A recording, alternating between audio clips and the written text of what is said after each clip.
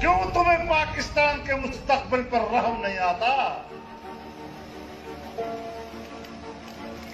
क्यों तुम्हें शौक है इस बात का कि पाकिस्तान की सरजमीन को इस कौम के खून से नहाया जाए? क्यों शौक है तुम्हें इस बात का? क्यों तुम शराफत की जुबान नहीं समझते? क्यों तुम जमहूरी लबो लहजे को नहीं समझते?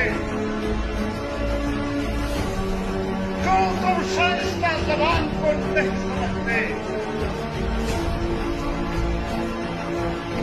मैं वार्निंग देता हूं आपको, मैं मुतनब्बिह करना चाहता हूं आपको कि जहां खड़े हो वहीं रुक जाओ, वरना आगे जाकर सीना हमारा होगा, गोलियां तुम्हारी होंगी।